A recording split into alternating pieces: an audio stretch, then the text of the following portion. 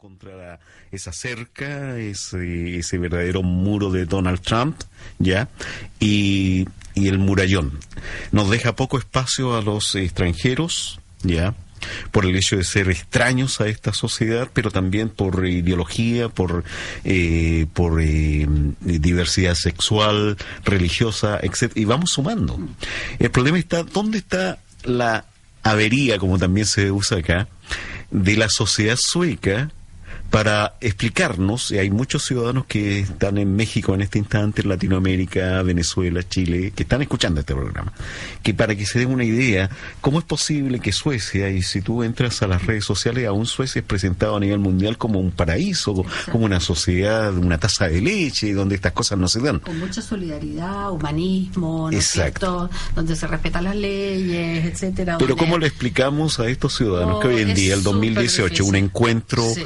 Tradicional de la clase política en un balneario muy hermoso en Visby se haya transformado en una pesadilla porque los grupos neofascistas recibieron permiso de la policía, permiso a nombre de, según aduce la jefa de policía de la zona, de la libertad de expresión, y que le hace bien a la democracia que estos grupos se manifiesten. Pero una cosa es cierta, o sea, si alguien no está de acuerdo conmigo y lo que planteo, teóricamente puede expresarse, pero alguien que su discurso escupe odio contra grupos humanos, tengo entendido que el Estado sueco ha firmado acuerdos internacionales para que no proliferen los grupos xenófobos discriminatorios. Absolutamente. ¿Dónde está el quiebro? ¿Por qué? ¿Qué has investigado tú? ¿Con qué te has encontrado en la vida académica y en la cotidiana? Mira, una cosa que me gustaría, porque me parece muy bien que levantes esto de este asunto de que en los discursos, ¿no es cierto?, donde se plantea de que hay que dejarlos hablar porque tenemos libertad de expresión en este país, esa es la ley, ¿no es cierto? Los que defienden el derecho de estos grupos de manifestarse públicamente, de organizarse ya, de hecho, ¿no? Porque se les podría prohibir, con la ley actual se les podría prohibir. ¿Se puede? Sí, se puede, porque estos son grupos que tienen que atentan, digamos, contra grupos étnicos. O sea, tienen su discurso, como tú dices, que es de odio, pero contra determinados grupos, ¿no es cierto? Claro, no es odio en general, ¿no es cierto? Porque se siente malentendido o cualquier cosa, sino que es contra los inmigrantes. Y eso es digamos, motivo suficiente como para poder, claro. Y el otro aspecto interesante es que estos grupos no son grupos de opinión, estos son grupos de acción. Son grupos que están dispuestos y de hecho utilizan la violencia de forma prácticamente cotidiana, ¿ya?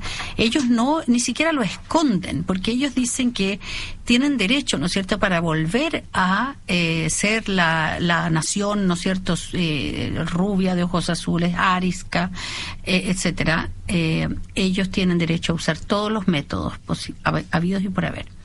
Ellos, de hecho, practican la violencia. La gran mayoría de la gente activa en esta red de la NMR, ¿cómo se llama, no es cierto?, el movimiento nacionalista de los nazis, la mayoría están condenados por actos de violencia.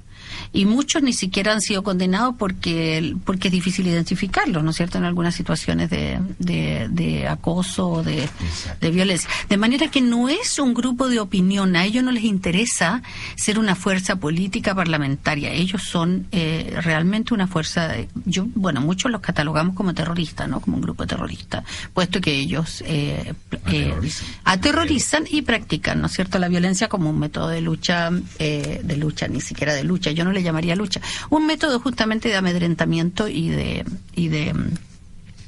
¿cómo se llama?, para llevar adelante sus programas, ¿no es cierto?, que no son políticos en el sentido que ellos no tienen programas políticos que apunten, por ejemplo, a qué vamos a hacer con el estado de bienestar, qué vamos a hacer con la salud, las pensiones, etcétera, la educación.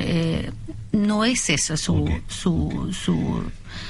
especialidad. Lo que tú explicas es entendible en la medida de que ese es el grupo Nordiska Motståndsrörelse, que se puede traducir el grupo nórdico de resistencia. Exacto. Movimiento de resistencia nórdica. Exacto. Ya, que es un grupo fascista. Ahora bien, pero Sverigedemokraterna o los demócratas de Suecia tienen más o menos la misma historia. Ellos también eran grupos de acción hace 30 años atrás. Exacto. Hasta que, según las informaciones, los estudiosos, trabajos periodísticos, sociológicos, han demostrado que estos tipos fueron organizados por excombatientes nazis suecos que fueron voluntariamente a servir al ejército nazi de Hitler. Mire usted. Exacto. Ahora bien, estos tipos en algún momento cambian. Dejan la grosería, dejan la actitud cavernaria por la corbata, el terno, y entran al juego político. Se adoctrinan. Hay un conocimiento que en los años 90 se adoctrinaron con Le Pen en el Frente Nacionalista en Francia. Exacto. Que les enseñó a comer con servicio, por decirlo así, a no asustar, pero sí a no cambiar el fondo del discurso, del objetivo social que ellos querían. Y se transforman, como tú dices, en la tipificación que haces. Hay grupos de opinión, que sería que está en el Parlamento, que tiene 60 diputados, tiene el doble de lo que tiene el partido de izquierda. Exacto. Eso, digámoslo así. Siempre está entre el segundo y tercer partido más importante de Suecia. Está en posición de poder. Pero a la sombra de estos grupos, ya, y de la aceptación que tiene el resto de la clase política y social en Suecia, crecen los otros, el huevo de la serpiente, como lo trató Ingmar Bergman, ¿no? El huevo de la serpiente, el fascismo, ya, el duro, y este es NMR. ¿Dónde está la falla de la sociedad sueca? Yo te lo pregunto porque yo tengo más o menos la misma historia tuya, llegué más o menos en los mismos años, Silvia llegó mucho antes, pero es más o menos lo mismo. Llegamos a una sociedad que no era perfecta porque no existe la sociedad perfecta, pero una sociedad que se abría, tenía lados oscuros como todos, ya, la misma sociedad, pero era mucho más abierta. Incluso el primer ministro Olof Palme quería una zona nórdica libre de bombas atómicas, de conflictos, de guerra, etcétera, etcétera. ¿Dónde se fue? ¿En qué momento perdimos eso? ¿En qué momento se perdió la brújula? ¿Y quiénes, desde tu punto de vista, si que puedes decirnos, son los culpables, por decirlo así? Yo tengo una postura bastante radical en ese sentido. Yo te diría que nosotros lo que vivimos fueron los años de un paréntesis histórico, simplemente, cuando decimos que hubo años en los que el racismo no era dominante, ¿ya? No era, el nazismo estaba totalmente bajo control, el estado de bienestar funcionaba, ¿no es cierto? Había empleo, ¿no es cierto? Habían buenas condiciones sociales para la mayoría de la población, había vivienda para todo el mundo, etcétera. Yo diría que ese fue un paréntesis. Ahora, en relación a el origen ideológico, ¿no?, del racismo, ¿no es cierto? Incluyendo tanto los de opinión como los grupos armados, ¿no es cierto? Y más violentos. Es tan antiguo. Lo que pasó en Suecia, paró la Segunda Guerra Mundial y le pusieron la tapita a este asunto y nunca más la levantaron. O sea, allí quedó, como que si tú le tapas a un país donde realmente, o sea, en 1922 se crea en Suecia, ¿no es cierto?, el Instituto de Estudios de Racismo Biológico, de biología racial, en la Universidad de Uppsala, justamente, donde yo trabajo ahora. Se crea, y cuando este instituto se crea, se hace bajo la unanimidad de todos los partidos políticos suecos. Desde el Partido Socialista, ¿no es cierto?, que existía entonces como un partido más o menos reconocido, hasta, digamos, la derecha oligárquica, es decir, desde izquierda a derecha. Ahora, a mí me tocó estudiar un poco estos orígenes en relación cuando estaba escribiendo mi tesis de doctorado, ya que aunque sí se trataba de el mercado de vivienda y la segregación habitacional, ¿no es cierto?, y racialización en el mercado habitacional, llegué a la conclusión de que había que mirar para atrás para ver la historia, a ver dónde parte todo esto. Y me encontré con sorpresas muy interesantes, pero también bastante preocupantes. Una, previo a la creación de este instituto en la Universidad de Uppsala, que es totalmente financiado por el Estado, ¿no es cierto?, con, como te digo, unanimidad de todo el Congreso, una una cosa interesante es que ya la producción, entre comillas, académica de lo que era este conocimiento sobre la biología racial se databa de muy anteriormente, ¿no? Y se estaba haciendo mucha investigación, pseudo-investigación, diría yo, midiendo, ¿no es cierto?, los cráneos, hablando sobre el fenotipo, ¿no es cierto?, del sueco típico, del sueco, el fenotipo del criminal, el fenotipo del sueco que estaba mezclado y entonces no era, ¿no es cierto?, una de pureza racial, etcétera. Y este conocimiento estaba siendo exportado en Europa y a uno de los países, digamos, donde se iba a usar después para el Holocausto, o sea, Alemania. Hitler usa este tipo de resultados de pseudo-investigación que venían de Suecia. De manera que, es decir, imagínate lo fuerte que fue la ideología racista en Suecia desde su comienzo. Fue tan fuerte que fue exportada, digamos, a todo el mundo. Ahora imagínate ese tipo de cosas como que nosotros veíamos en Chile cuando éramos chicos. Yo, cuando tú escuchaba mucho alrededor que te decían, este chiquitito tiene la frente amplia, va a ser inteligente. Es decir, venía de acá. Eso es lo que dice este señor, digamos, lo que decía este hombre, el profesor, ¿no es cierto?, Lundborg, que era el jefe de este instituto. Esas eran las cosas, las mediciones que se hacían, ¿no? Te medían la distancia entre los pómulos, etcétera, y todo eso era signo de algo, ¿ya? Cosa que es totalmente aberrante y que lo tiene que haber sido en su tiempo también, pero tuvieron un auge, digamos, tan espectacular que este pseudo conocimiento fue considerado conocimiento académico, ¿ya? Y los tipos se ganaban puestos, se ganaban docencias, se ganaban, qué sé yo, cargos de profesor, etcétera. De manera que fue Suecia antes de aparecer como un país humanista, solidario, etcétera, Suecia era el país más racista en términos de exportación y producción de teorías, digamos, racistas, ¿no? Ahora bien, este Instituto de Biología Racial, ¿cuándo fue que se acabó? No hace mucho. Mira, fue una cosa, ¿no?, bien, como te dijera, solapada, porque es decir, en el año 45, cuando termina la Segunda Guerra Mundial, se empieza a cuestionar el instituto. Recién allí se empieza a cuestionar la existencia de este instituto. Siguió funcionando, se cree que hasta más o menos los años 60.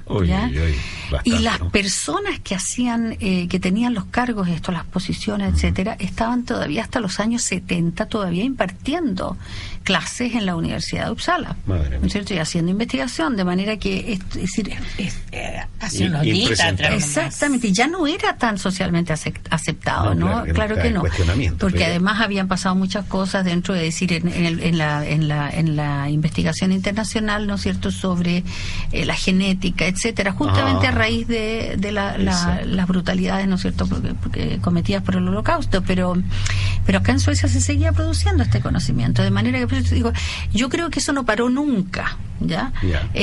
Lo que sí hubo fue mucho más cuestionado, digamos, socialmente, etcétera, pero el racismo en general no paró. Ahora hay cosas muy interesantes que no tenemos el tiempo de conversarlas acá, pero por ejemplo, estas personas que producían este conocimiento, pseudo conocimiento, como le llamamos en la Universidad de Uppsala, también tenían proyectos políticos, o sea, convencer a la clase política de que había que exportar, ¿no es cierto?, la contextura de racial y física, etcétera, del sueco. Había que exportarlo como un valor, ¿ya? Y este señor Lundborg, por ejemplo, se le encuentra en los jurados de los concursos de belleza. Ay, madre mía. Entonces, este señor, es decir, él decía, hay que exportar la belleza de la mujer sueca. ¿Ya? Ahora, claro, después decimos nosotros, ¿de dónde sale todo esto de que la mujer bonita es rubia, de ojos azules, alta y qué sé yo, y tiene ciertas medidas? O que Jesucristo es rubio de ojos azules. Exactamente, de aquí viene, digamos, y ha dominado en todo el mundo. De manera que es muy difícil que un tipo de idiosincrasia basada, ¿no es cierto?, en ese tipo de creencias de que somos los mejores, somos los más bonitos, somos los más fuertes, etcétera, los más inteligentes, taparla con cualquier tipo de proyecto político que no sea un proyecto totalmente, digamos, como te dijera, bien informado y planificado. Y eso no se ha hecho nunca en Suecia, ¿no? En base a lo que tú estás diciendo, que son hechos históricos indesmentibles, de que esto de el racismo ya llevado a plano académico, ya en forma terrible. La única diferencia entre Suecia y Alemania es que Alemania tuvo la capacidad militar para imponer su criterio y no Suecia, porque era Suecia de los suburbios de Europa. Triste realidad, con razón uno se explica después leyendo la historia sueca de que mientras Hitler asolaba Europa, acá el Estado sueco se encargó de preparar zonas para deportar comunistas, sindicalistas y judíos. Exactamente. O sea, cuando llegaran cuando Hitler triunfara. Exacto. El paréntesis que tú hablas realmente me dejó impresionado. Yo había leído algo, pero así concreto, es terrible. La verdad, Irene, estamos aprendiendo mucho. Ahora bien, hay otro detalle. ¿Cómo se vive ahora esto? Tú hablas del paréntesis y yo lo respeto y me parece que es la mejor exposición que yo he escuchado. Lo que viene antes hay un paréntesis que cuando llegamos nosotros era el momento del paréntesis. Llegamos al mejor momento. Las vacas gordas. Y nos creímos que iba a seguir así, ¿no? ¿Verdad? Claro, y hoy en día se cerró el paréntesis y vuelven a aparecer los grupos, esa mentalidad racista, esa mentalidad, quizás no como en los años 30, pero sí con toda la tecnología actual y la capacidad actual. Demócrata en el partido de los fascistas con corbata está en posición de poder. En este instante hay elecciones el 9 de septiembre. Ellos pueden fácilmente, si pasan la barrera del 25%, ser parte de un gobierno de derecha sin ningún problema y llevar a cabo a través de leyes, legislaciones, a través del Ejecutivo, estas políticas. Exactamente. Y ellos, bueno, la política, el primer resultado que va a ocurrir, si es que realmente, es decir, el pueblo no se digamos, no recapacita, ¿no es cierto? Sí. Y cambia sus opiniones, porque por lo visto los pronósticos, digamos, que se están haciendo sobre las votaciones no son muy optimistas, ¿no? Sino que nos están mostrando que estos tipos pueden llegar, digamos, pueden llegar al 25%. El problema, claro, el primer resultado va a ser que se van a cerrar las fronteras definitivamente. O sea, ellos lo han planteado abiertamente. Y yo creo que ahora más encima tienen muchos modelos que seguir. Tienen a Trump en Estados Unidos, tienen a los franceses, en fin. Yo creo que tienen a los húngaros que se han atrevido todavía mucho más, ¿no? Exacto, a los italianos, exactamente. De manera que tienen muchos modelos que seguir. Ya no tienen ni siquiera que utilizar la poca inteligencia que tienen, digamos, para diseñar los modelos, los tienen. Entonces yo creo que nos podemos esperar varias cosas, como por ejemplo otra vez la protección de las fronteras, no solamente, digamos, para la gente que necesita, digamos, refugio y asilo, ¿no? Claro. Sino que también en términos económicos, ¿no? Lo más probable es que se pongan también a cerrar las fronteras como Trump lo intenta hacer, ¿no es cierto? Un asunto proteccionismo, de proteccionismo económico, ¿no es cierto? Para proteger la industria local. Ahora, yo no creo que les iría muy bien, honestamente no, porque Suecia no es Estados Unidos. No le va a ir bien tampoco a Estados Unidos, porque Estados Unidos depende de lo que roba en otros continentes. Exactamente. Así que yo esa parte no me la creo mucho y todavía tengo esperanza, ¿no es cierto? Todavía tengo cierto optimismo por terquedad quizás, pero yo pienso de que existe la posibilidad de cambiar el curso de los acontecimientos. Pero de verdad que nos espera una nube muy, muy, muy negra, digamos, si es que las cosas se dan como se está viendo que van a darse. Sí.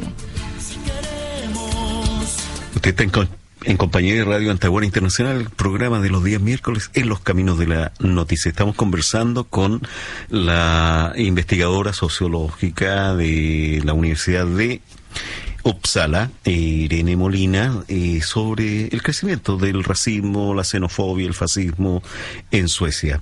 Tú hablabas recién, Irene, de que tenías esperanzas. La esperanza es lo último que se pierde, sobre todo para los trabajadores sociales e investigadores sociales, es fundamental.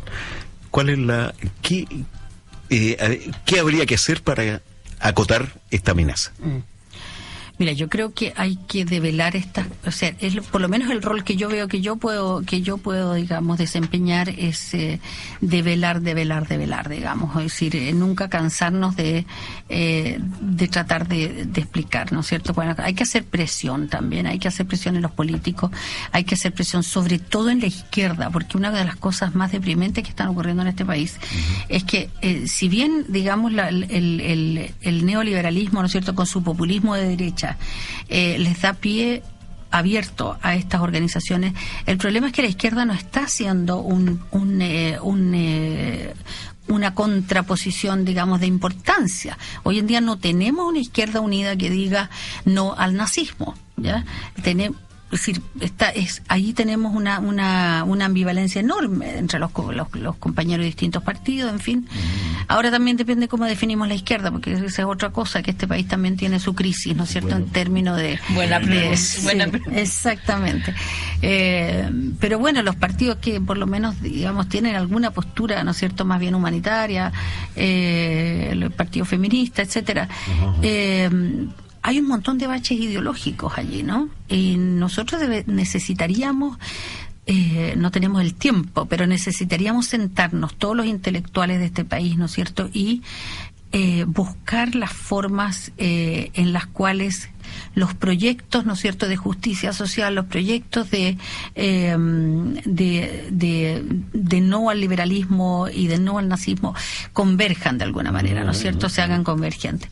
Pero yo lo veo que en este momento no se está dando, ¿no? Hay algunos intentos, qué sé yo, por ahí, pero son más bien al estilo movimientos sociales más que al estilo partidos formales, ¿no es cierto?, partidos políticos formales. Es lo que se está dando a nivel mundial, es el movimiento social el que ha asumido la respuesta social a esos problemas. Los partidos políticos se han debilitado por el hecho de abandonos de ideología, de banderas, de su propia historia. Exacto. Y se han preocupado más de sacar la calculadora a la hora de hacer trabajo, ¿no? ¿Cuánto me deja esto? ¿Cuánta ganancia? Y si no, no lo tomo. Exacto. Es una situación que ha aprovechado estos grupos xenófobos. ¿Por qué? Porque ellos, si miras tú, yo creo que tú lo has analizado, has hecho la investigación. Por ejemplo, quedémonos con Esfera Democrática, con Frente Nacional en Francia o Lega Nord en París, en Italia. Son grupos fascistas, son todos grupos que tienen su raigambre extrema en la derecha. Todos han practicado lo que han practicado en la política, incluso los grupos de izquierda, el movimiento comunista internacional, el movimiento socialista. ¿Cuál es? El casa a casa, el puerta a puerta a los trabajadores. Pero eso se olvidó. La izquierda tradicional, y no pensemos en la derecha porque nunca lo ha hecho, pero la izquierda tradicional abandonó esa forma de activismo político y hoy en día es el movimiento social. Tú ves en Podemos, más allá de lo que podemos tener diferencia con Podemos o similitudes en España, nace un movimiento social. Exacto. De los indignados, los que pasaban días enteros en la zona bancaria de Madrid sentados reclamando por el robo a sus pensiones, a sus sueldos, etcétera, etcétera. Pero hoy en día Podemos ya está en el Parlamento, tiene planteamiento de país, etcétera, etcétera. Pero eso es la piedra angular que ha sido abandonada por la izquierda tradicional. Daniel Suhonen, que es un analista y que deviene la socialdemocracia, lo escuchaba en Almedalen, en la entrevista, estuvo casi en todos los foros sociales, y él es un socialdemócrata crítico a su partido, muy crítico. Sí, es como de la falange de izquierda, exacto, la socialdemocracia. Sí. Y él planteó algo muy interesante en el Aftonbladet hace 2 días atrás, en Ledaren, ya, en el editorial, que decía, si la socialdemocracia no abandona su política de acuerdos y de política de economías de mercado, la gente abandonará la socialdemocracia. Y es cierto, y está pasando. Y eso es lo que está ocurriendo. Y está ocurriendo. Exacto. Pero ¿en qué momento esa clase política que mantiene cierto base social, ya despierta? Porque es impresentable que 1/3 de los trabajadores afiliados a la LO, la Central de Trabajadores Suecos, votará por Esfera Democrática en esta próxima elección. Es una tragedia, realmente es una tragedia, porque este es nuestro movimiento obrero. Exacto. Es decir, un movimiento obrero que se forjó, digamos, en las luchas obreras, a veces con sangre, ¿no es cierto? Y que les costó, digamos, conseguir todas porque aquí en este país todavía existen beneficios que no existen en muchas otras partes, ¿no es cierto? Claro. Ya tenemos la jornada de 8 horas de trabajo, en fin, hay, es decir, la tendencia a la sindicalización y hay un movimiento sindical que, aunque ha sido debilitado por el neoliberalismo, porque ha sido fuertemente atacado por el neoliberalismo durante ya por lo menos 30 años, pero se sigue defendiendo y sigue existiendo. Pero que ese mismo movimiento obrero hoy en día no sea capaz, digamos, de ver la relación que existe entre justamente la derecha, ¿no es cierto?, extrema, la extrema derecha, el populismo neoliberal, ¿no es cierto?, y un proyecto de país que va totalmente en contra, ¿no es cierto?, con los principios que este movimiento obrero tiene que haber tenido desde su comienzo, ¿no? Que no puedan ver esa relación y que se dejen llevar y se dejen engañar con estos discursos homófobos, es decir, xenófobos, ¿no? Racistas, de que los inmigrantes son discursos tan ¿cómo te dijera?, tan ridículos y tan baratos, ¿no? De que los inmigrantes nos van a quitar los trabajos, de que los inmigrantes nos van a mal utilizar, ¿no es cierto?, van a abusar del bienestar, del estado de bienestar, etcétera. Es decir, es una tragedia que el movimiento obrero se deje llevar por ese tipo de discursos, ¿no? Pero además tienes también el tema de los medios de comunicación, el papel que juegan los medios de comunicación, porque están habiendo tanto televisión como el periódico. Si hay por ahí un problema de que apareció una violación hecha por un extranjero, todos los medios de comunicación, violaciones hay tanto extranjeros como de los suecos, que es un problema de la sociedad enferma también. Pero el papel que cumplen los medios de comunicación en toda esta situación también es un poder inmensamente grande. Una interrupción. Hay un auditor que quiere conversar contigo abiertamente, hacerte algunas preguntas. Aló, ¿con quién tenemos el gusto de hablar? Hola, un saludo a todos, especialmente a la invitada, señora Irene. Mi nombre es Adolfo. Quisiera preguntar sobre sobre el papel de los sindicatos, de la central sindical especialmente. La central sindical ha jugado un papel importante en la política azoka también, o sea, el estado de bienestar significaba una mejor posición y vida para los trabajadores, pero tenía debido a su acercamiento a la socialdemocracia, también durante la Segunda Guerra Mundial no estaba de acuerdo en algunas cosas, por ejemplo, en aceptar a muchos inmigrantes en ese tiempo. Después, cuando empieza a evolucionar el sistema de bienestar, también ha tenido una posición bastante oscura, ¿no? En este momento también ellos, con su acercamiento a la socialdemocracia, esto es un proceso que ha sido, yo creo que ha sido por lo menos unos 20 años. ¿Cuál cree ella que el papel de la socialdemocracia, sindicatos y de eso en la vida de los trabajadores? Muy buena pregunta, y es justamente lo que estábamos conversando cuando recibimos tu llamada.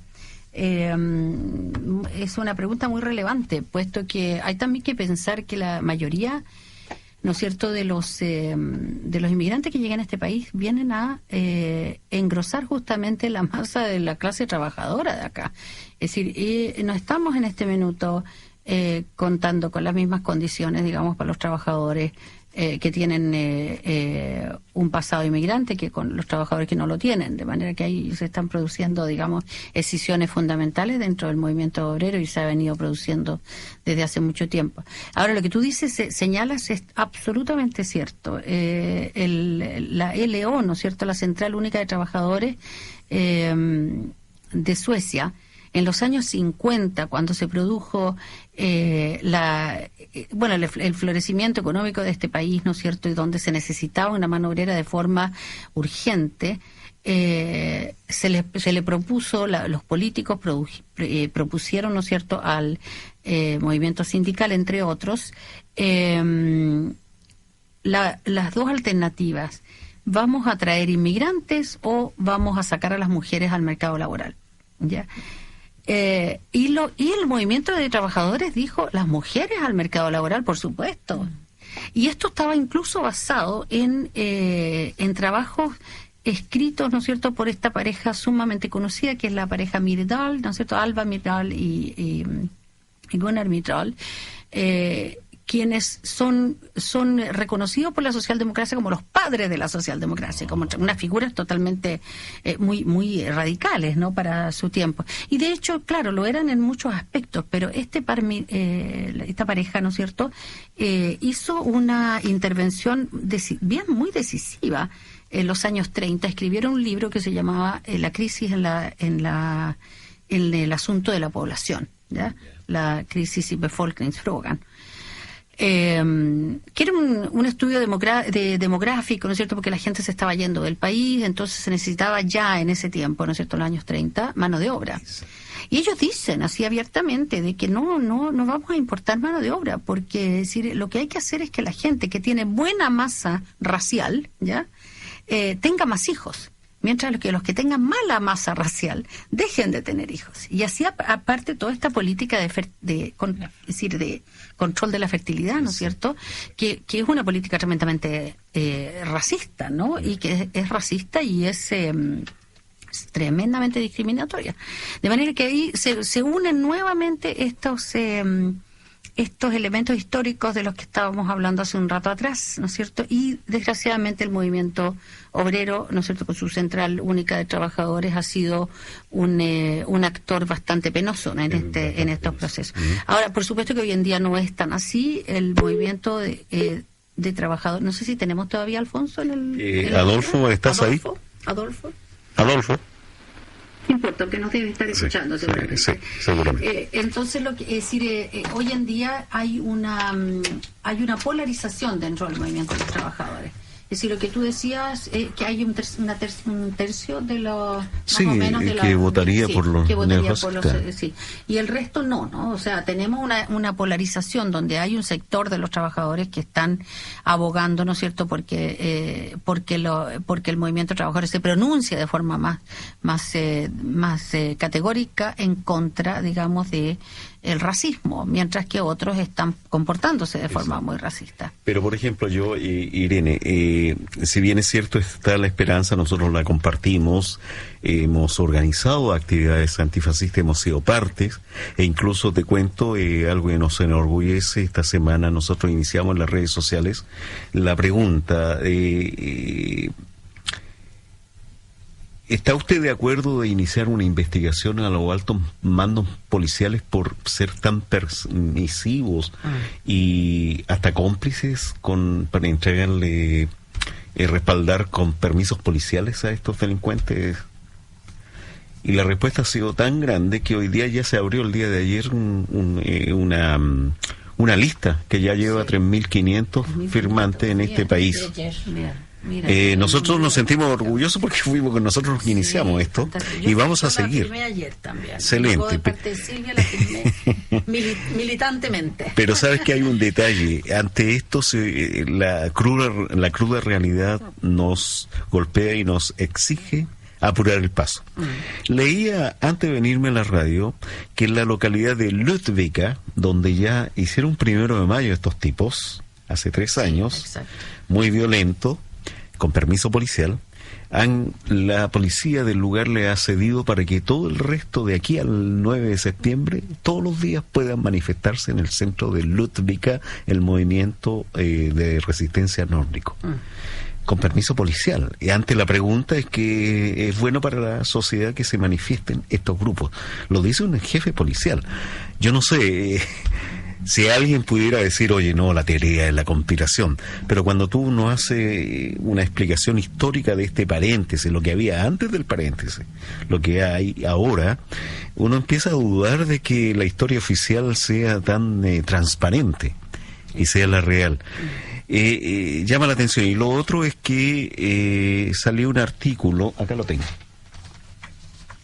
en ETC, salió ayer, que es una investigación que se ha hecho, lo han hecho los periodistas de ETC en Gotemburgo, ¿ya?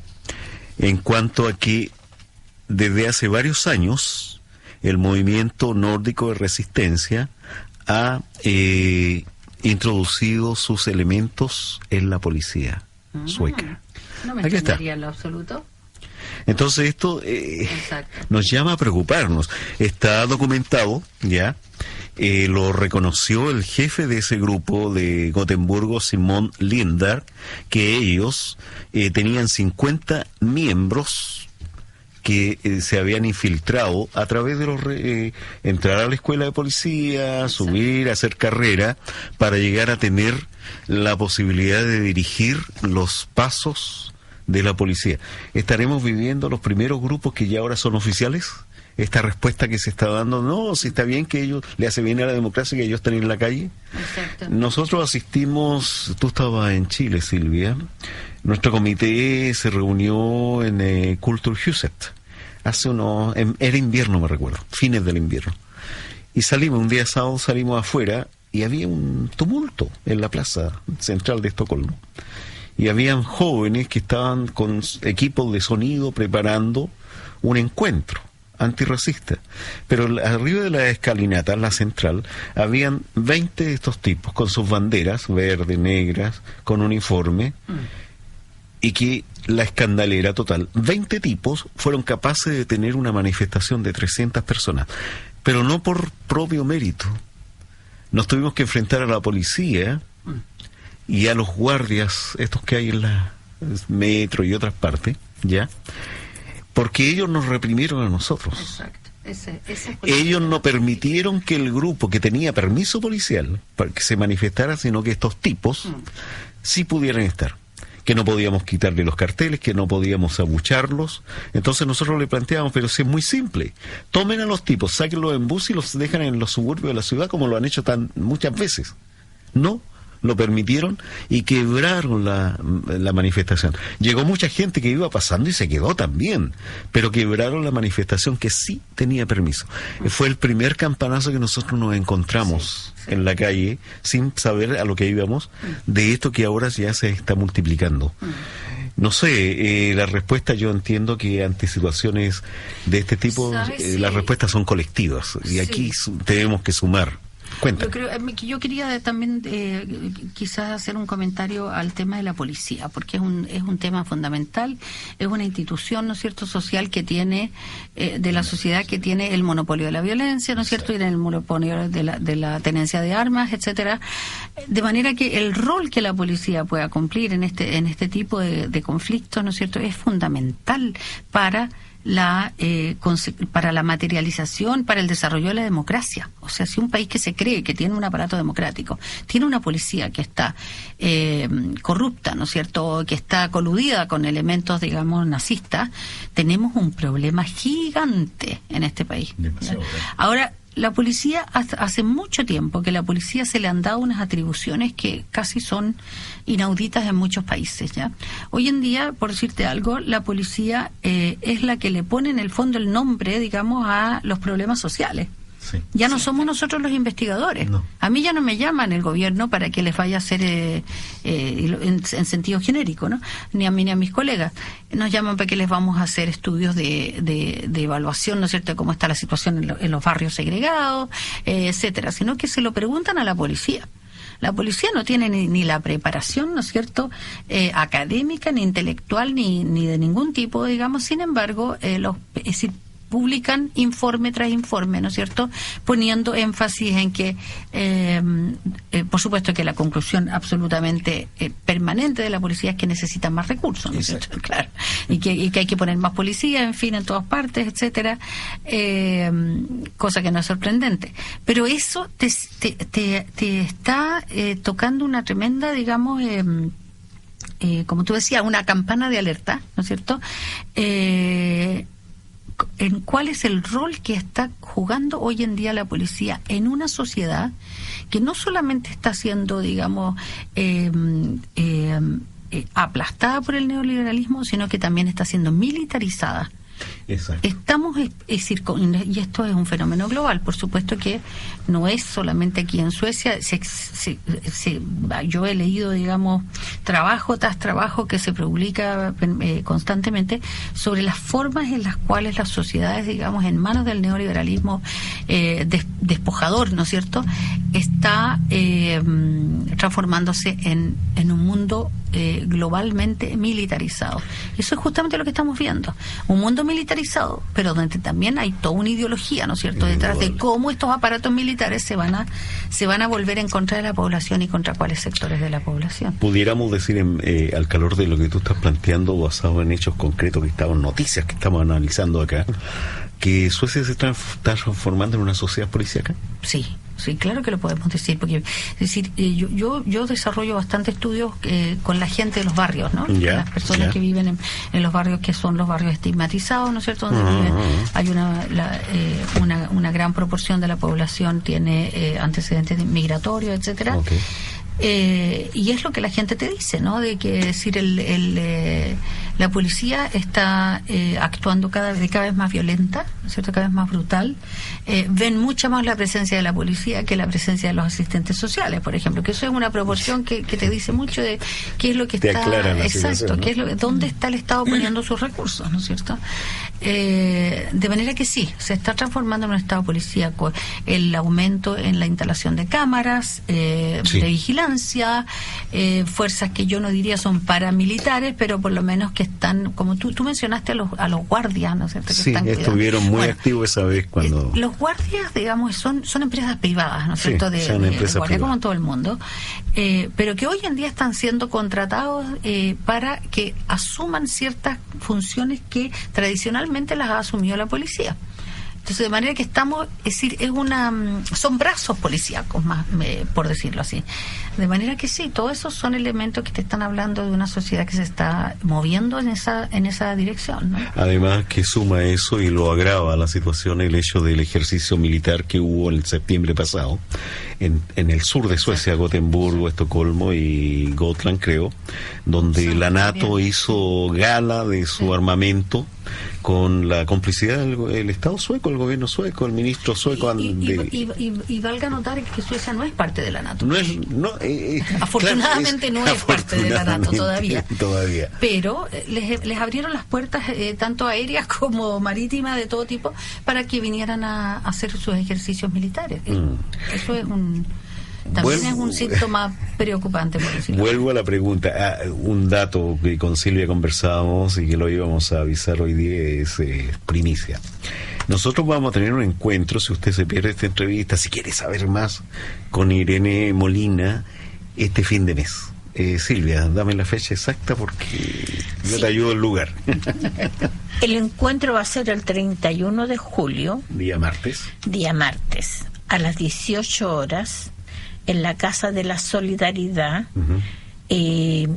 Nosotros, en realidad, el interés nuestro es que participemos todos y que sea un conversatorio, no es que no tiene un carácter del seminario, es un conversatorio donde en conjunto todas las organizaciones podamos, además de meter el dedo, dónde tenemos que meterle el dedo para cerrar estas heridas, cómo buscamos soluciones, las movilizaciones, cómo reforzamos el trabajo antifascista. Nosotros, en realidad, este tema venimos conversándolo hace ya en la radio unos 3 años. Y siempre era el tema, compañeros, no miren para otro lado, abran los ojos, estén presentes, participen, porque es como el cuento ese, vino una represión, se llevaron al del frente que era comunista, pero no era yo, vinieron nueva represión, se llevaron a un trabajador de mi casa, pero no era yo, y cuando le tocó a la persona, entonces ahí, ¿por qué no hicieron nada? Entonces no teníamos que esperar. Bueno, ya estamos bastante atrasados con este tema, y es importante el 31 de julio todas las preguntas, todo lo que ustedes quieran plantear, conversar, las propuestas, claro, fundamentalmente a las organizaciones de nuestra América Morena. Tenemos por supuesto que vamos a invitar también a algunos de los dirigentes de algunos movimientos sociales suecos que estamos interesados, que ellos, porque con ellos queremos hacer la discusión, porque cuando años atrás hablábamos, había discusión entre paréntesis entre la llamada izquierda, que decía, no, pero si estamos en un país democrático, hay que dejar que se escuchen las voces. No era solamente la socialdemocracia, y decía, no, es preferible tenerlos controlados, saber lo que hacen, y así le dieron la paz hasta que llegaron al Parlamento. Bueno, ahora vemos, están en el Parlamento, pero resulta que con todos los recursos que tienen, la situación está mucho más avanzada, y cómo han ido destruyendo incluso a sectores que anteriormente estaban organizados, ya sea en su población, ya sea en los sindicatos. Eran más periféricos. Claro. Entonces, por eso es que le dejamos la invitación a todos ustedes. Aquí nadie está de más, todos van a tener la posibilidad de participar en este conversatorio junto a la compañera Irene, que entre otras cosas, Irene, estamos súper agradecidos de que nos hubiera acompañado. Ay, yo soy la porque no, la verdad que hemos aprendido bastante. Además, lo importante para nosotros es cómo enfrentamos esta situación colectivamente con las otras, con el resto de la gente que vive en este país, porque no solamente los latinoamericanos, también tenemos de otras nacionalidades, y aquellos suecos que son más conscientes, que participemos todos, porque o sea, nosotros vivimos el fascismo en Chile, lo vivimos, lo tocamos, nos toca la piel. Exacto. Irene, nuevamente llamó a este compañero Adolfo, pero dijo, hazle tú la pregunta porque no quiero ir al aire de nuevo. Okay. No, es una pregunta que quedó en el aire porque tú la respondiste, pero sería bueno explayarse más.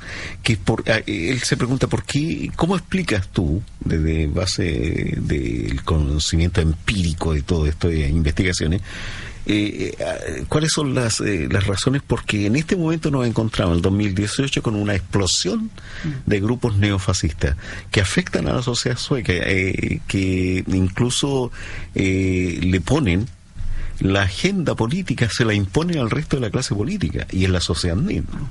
Exacto. Él quiere saber más detalles. Mira, así que saca toda tu artillería. Okay.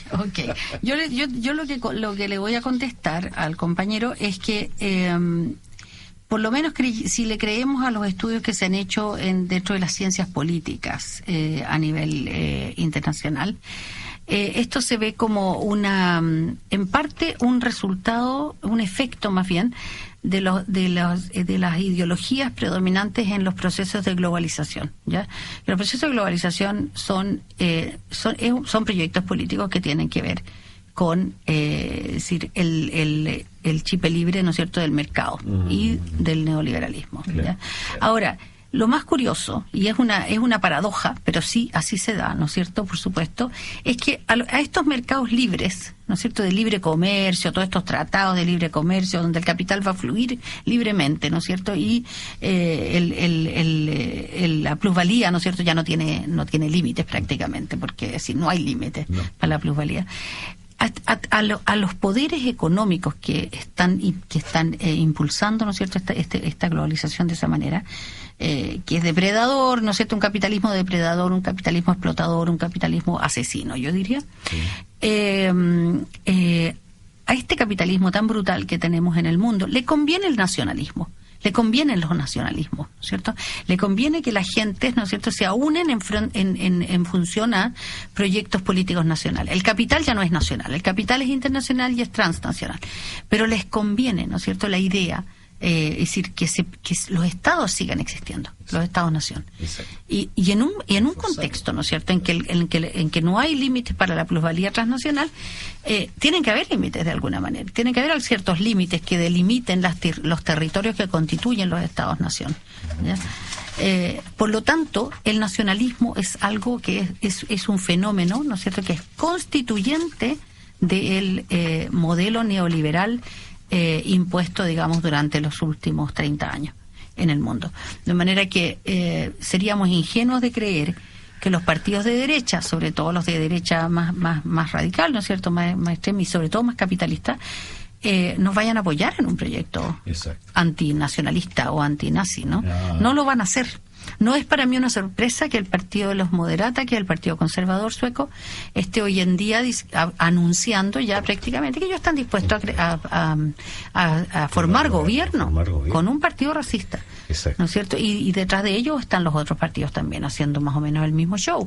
De manera que esto es y por eso te decía, vuelvo a recalcar también al compañero, y yo creo que estamos de acuerdo en eso, de que la tragedia nuestra en este momento es que no tenemos una alternativa de izquierda, ¿no es cierto?, unificadora, y que se informe justamente de cuál es la lógica que está, es decir, que el nazismo está obedeciendo. ¿Cuál es la lógica? No es que ellos sean más fuertes porque son más poderosos intrínsecamente. No. A ellos se les está entregando el poder, y el poder, desgraciadamente, se lo estamos entregando también los sectores de izquierda que no somos capaces, digamos, de levantar un proyecto real. No, yo creo que un poco, sí, es cierto. La socialdemocracia, haciendo un estudio desde poco después del asesinato de Olof Palme, cambió todo. Ese fue el golpe de timón, digámoslo así. Los altos mandos de la socialdemocracia, la nomenclatura, que sería todos esos que están para ser jefe de partido, etcétera, etcétera, jefe de gobierno incluso, terminaron estudiando en Estados Unidos, en estas escuelas ideológicas. En la escuela de Chicago, en Harvard, exacto, sí. O sea, la socialdemocracia y la clase política progresista, no hablemos de la derecha porque ello es parte de su trabajo, de su ideología, se abrieron al neoliberalismo. Hoy en día la visión de sociedad que tienen ellos es que el capital regula, el mercado regula todo, incluso la sociedad de bienestar. Exacto. Y eso se está dando acá y lo podemos ver, no cabe la menor duda. Tú tocaste, a propósito de la respuesta a la última que le dabas a Adolfo, los de Estado-Nación, ¿ya? Que tienen que ser fuertes. Por eso que los grupos neofascistas en Europa se oponen a la Unión Europea. Y no porque la Unión Europea sea socialista, ni mucho menos, sino que diluye el concepto de poder, de unidad, ¿ya? Y yo puedo tratar contigo, pero no pierdo mi nacionalidad, mi identidad. Y eso un poco se basa en el pensamiento histórico y clásico del fascismo, ¿ya? Ahora bien, yendo hacia el plano internacional, que tiene que ver mucho, está todo esto relacionado. Las políticas proteccionistas de Estados Unidos buscan justamente reforzar el Estado-Nación. E incluso su eslogan era volveremos a ser grande a América. Exacto. ¿Ya? Demostrando una ignorancia increíble. Alaska hasta Tierra del Fuego, ese es América, ¿no? Pero bueno, no importa, ellos mandan. Eso hay que hacérselo entender hay que a los suecos. Tú ves las noticias y hablan de América, americana. No, quedando en la parte internacional, le declaró la guerra económica a China. Una China con un partido único, una ideología única, pero con una economía neoliberal única. No hay respuesta, no hay movimiento social que se oponga, así que la tormenta perfecta. Históricamente, y eso tú lo sabes muy bien, todas las guerras con asesinatos, crímenes, tienen su basamento en la guerra económica. ¿Cómo dilucidamos el mercado? ¿Quién se queda con la parte de la torta más grande, la más chica y todo lo demás? ¿Qué ves tú en esta situación? Estuvimos a punto de que Corea del Norte se tomara de los cabellos y quedara una hecatombe mundial atómica con Estados Unidos, cosa que creemos, yo en lo personal, que no va a ser así porque la industria de la arma es muy fuerte. El mercado regula, ¿no? Claro. El mercado regula. Pero con China lo que no se acepta una guerra mundial atómica porque sería el fin de todo, pero sí las guerras de baja intensidad que son tan mortales que una guerra atómica. ¿En qué, yéndonos a ese plano, en qué crees tú que va a derivar esta guerra económica entre Estados Unidos y China, donde la Unión Europea queda en el medio? Porque la Unión Europea está perdiendo más, tuvo que cerrar mercados con Irán, ahora con China, con Rusia, y Estados Unidos no le retribuye esos mercados perdidos. ¿Dónde te puede terminar esto? Exacto. Bueno, hoy día hubo en la radio una que me hizo reír, en el fondo era como una parodia, cuando dicen que no es que Trump ha iniciado su gira por los países europeos. Sí. Entonces que hay ciertos conflictos, ¿no es cierto?, con la Unión Europea por temas económicos. Entonces le dicen a Trump, desde acá de la Unión Europea, ¿no es cierto?, que debería ser un poquito más considerado, digamos, con los poquitos amigos que le van quedando. Sí, eso dijiste, pero es como una parodia esto, ¿no? Claro. Pues también es como auto, ¿cómo se llama? Flagelarse, exactamente, ¿no? Pero sí, bueno, yo creo que, bueno, hay una en estas crisis en que el capitalismo está en crisis, ¿ah? Sí. O sea, está cierto que está aumentando su plusvalía, ¿no es cierto?, día a día, no. Pero está en una crisis que yo no creo que vaya a ser terminal, pero yo creo que sí va a generar ciertas sorpresas, yo creo, porque tenemos justamente lo que hablábamos hace un rato atrás sobre los movimientos sociales. Los movimientos sociales están efervesciendo en todas partes. Exacto. Este país, Suecia, desgraciadamente, es uno de los más lentos, más retardados, claro, en el sentido de que aquí los movimientos sociales ya, es decir, los grandes movimientos sociales no se han dado en más de 100 años, ¿no? Más o menos, ¿no? De manera que aquí todavía nos espera quizá un poquito más de sufrimiento antes de que los logremos movilizar. Ahora, lo que dice Silvia de la actividad que se va a hacer el 31 de julio, es decir, este tipo de actividades deberíamos estarlas haciendo en todos los rincones de este país, porque claro, es lo que es tan necesario, ¿no es cierto? Nos están destruyendo, digamos, todas las redes, digamos, de las redes sociales, las redes de políticas, etcétera. Por supuesto que es el momento de salir. Yo creo que van a haber sorpresas con los movimientos sociales en el mundo.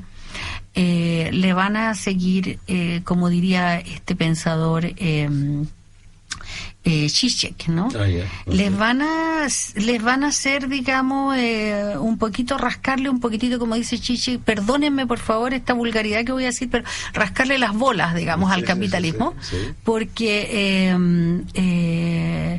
no son tan fáciles de controlar, digamos. Ahora que los movimientos sociales logran articularse de tal manera, ¿no es cierto?, de que logren desestabilizar el sistema, yo lo veo un poquito más difícil. Es difícil. Pero yo creo que sí que van a pasar cosas. Ahora, lo que sí es trágico, como tú dices, tal cual, es decir, la industria armamentista es tan poderosa en el mundo, ¿no es cierto?, que las guerras van a seguir siendo, digamos, el pan de cada día, desgraciadamente. Claro.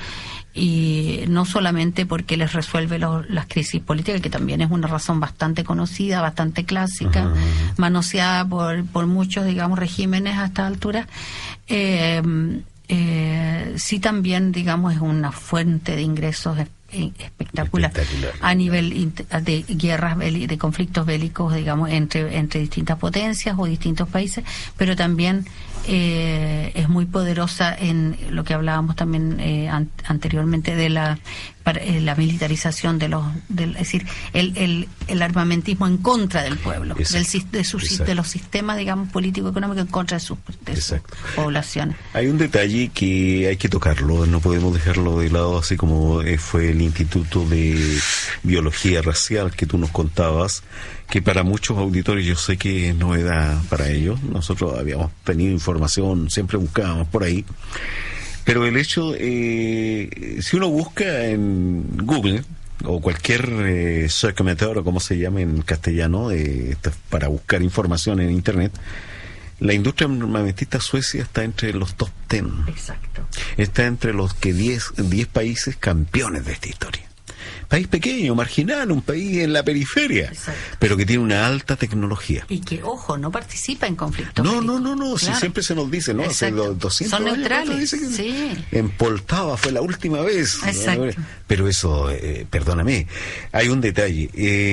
Y esto no es de ahora. Yo leí la biografía de Palme, he leído 2 pero en la última parece que fue un poco más radical el que le escribió y contaba detalles, el lado oscuro de la luna de Palme, que comparado con los líderes que hay ahora en realidad es un ángel, el tipo hace falta, ¿no? De todas maneras.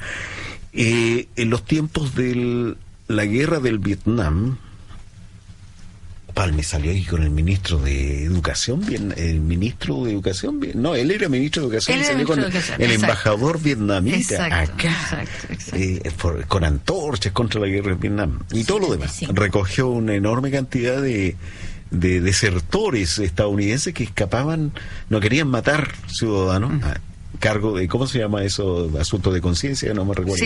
Sí, exactamente. Ya, llegaban a Suecia. Pero vendían el fusil sueco, el Gustav no sé cuánto, un fusil automático que iba a parar a Vietnam a las fuerzas estadounidenses del Vietnam del Sur, pero no las vendía a Suecia directamente, se las vendía a Australia. Exacto. Mira tú, yo eso no sabía que y el Parlamento que daban esa vuelta. Exacto. Y el Parlamento sueco se opuso, dijo, se está transgrediendo la ley. Entonces, el gobierno sueco, de Olof Palme, cambió el camino, pero las armas, metralletas suecas, siguieron llegando a Vietnam para todo lo que sabemos. O sea, doble moral, doble rasero. Doble estándar. Sí, pero ahora ya ni siquiera existe el doble, porque hoy día es cara dura. El ministro de Defensa con el primer ministro sueco hacen gala de sus relaciones con la OTAN.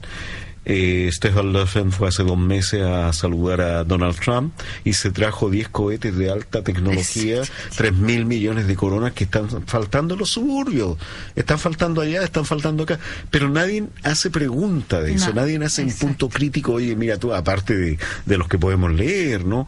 Pero, como tú dices, estamos a años luz de una respuesta social.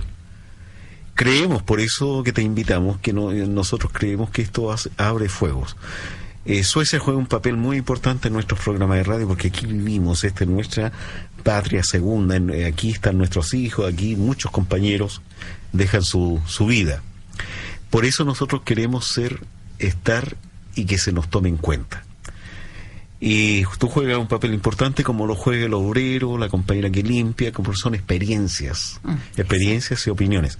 Así que yo te agradezco el que hayas estado acá y reiteramos, el martes 31 de julio, a las 18 horas. A las 18 horas. En la Casa de la Solidaridad en Tegelsvik-Gotland 40, usted toma el bus 2 en Slusen y lo deja ahí mismo.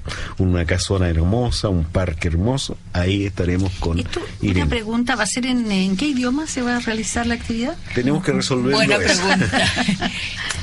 Mire, en realidad estamos justamente, nuestro comité ha estado conversando ese tema. Si llegara bastante gente sueca, lo hacemos en sueco. Okay. Si llega un sector más pequeño de sueco, mayoría de habla hispana, lo haríamos en español. Ahora, nuestro objetivo, claro, exacto, nuestro se puede hacer asistencia es que vaya mucha gente sueca y gente de otras nacionalidades también que no hablan español, y está esa alternativa de poderlo hacer en sueco. Pero eso lo resolvemos entre todos en el mismo momento. Otro detalle, Irene, que sirve para información.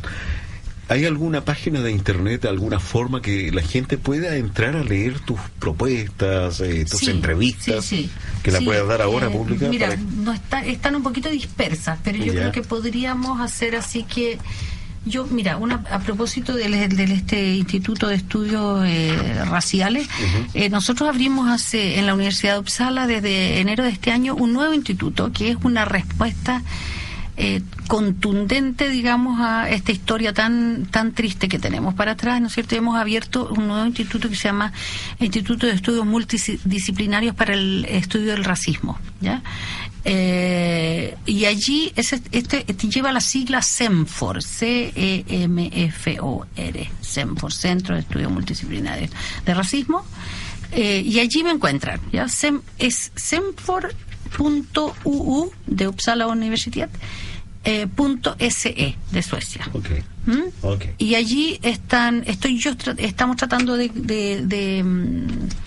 recoger, digamos, todas estas cosas que tú dices, los trabajos, las entrevistas, etcétera, para que la gente pueda encontrar los documentos allí. Y muchísimas gracias por el fantástico trabajo que ustedes hacen, que es realmente súper importante. Nunca han perdido el norte, nunca se han, digamos, confundido. Y no lo vamos a hacer. Y no lo van a hacer, ya, imagínate con todo lo que ha pasado en el mundo y todavía seguimos, digamos, en el barco, entonces ya no lo abandonamos. No, de todas maneras, yo te agradezco nuevamente a nombre del colectivo de la radio. Somos normalmente 4 compañeros y nos venimos todos, nos repetimos Silvia y yo constantemente, pero nosotros tenemos parte de un comité, el Comité por la Solidaridad Internacional acá en Estocolmo, donde desarrollamos todo este tipo de actividades, donde hacemos discusión de temas, análisis y después acción. Eso nos mueve. Somos responsables de muchas cosas, las funas, por ejemplo, a la prensa sueca en este país, cuando trata los temas de Venezuela, por ejemplo. Esa mentira que nosotros mismos financiamos, porque es la televisión y radio y televisión sueca que nosotros pagamos nuestros impuestos. No queremos que si la pagamos tenemos el derecho a exigir que no nos mientan. Exacto. Sí. Bueno, estamos en eso y en muchas actividades más, pero la verdad es que muchas embajadas nos conocen demasiado también. Desde afuera, por la ventana desde la calle enfrente. Sí, Irene. En todo caso, nos encontramos este fin de mes, pero de todas maneras yo te voy a amarrar, porque si hay algo, nosotros solemos llamar por teléfono a nuestros entrevistados, ponernos de acuerdo previo, no que no sea una sorpresa, oye, no puedo, voy en el bus, estoy en un seminario. No, porque este tema que estamos tratando ahora no termina acá. Está partiendo, y eso es lo que duele y es lo que preocupa. Nosotros te aseguramos qué cosa. Te aseguramos que nosotros vamos a entregar todo lo posible de nuestra parte para movilizarnos.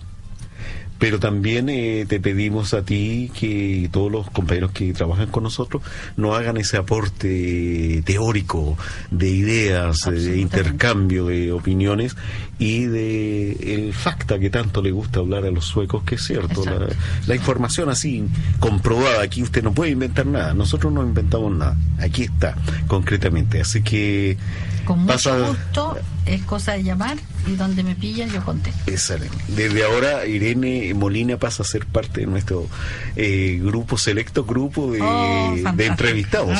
Fantástico. No podemos dar cuenta de que, por ejemplo, Machi Celestino Córdoba lo hemos entrevistado acá. La compañera esta de Ecuador que recibió un premio. O sea, mira, en concreto hemos entrevistado a todas las lideresas, líderes de los movimientos indígenas, campesinos, movimientos mujeres, movimientos sindicales. O sea, nuestros micrófonos están para esos lugares, o sea, para nuestros compañeros, que además en cada país nadie les da la posibilidad de llegar ellos a mucha gente. Exacto. Entonces nuestros micrófonos, a la vez también como a ti que te tenemos, no va a ser la primera ni la no va a ser ni la última. Ves que por lo que significa en este momento este tema que estamos tocando, y además porque en realidad puede ser que también se abra la posibilidad de llegar a algunos grupos de organizaciones suecas como el Fuero Rojo, Latin American Group, de tratar de que sean, invitarte para que hables directamente con ellos. Con mucho gusto. Exacto. Con mucho gusto, muchísimas gracias. Esa es nuestra idea y bueno, ahora estamos creando escuela. Concretamente contamos contigo, Irene, y la verdad es que ha sido uno de los mejores programas. ¿Por qué? Porque estamos hablando de cosas que nos competen día a día acá en este país. Así que, amiga auditora, compañero auditor, si usted te quedó con la bala pasada, como decimos coloquialmente, con Irene...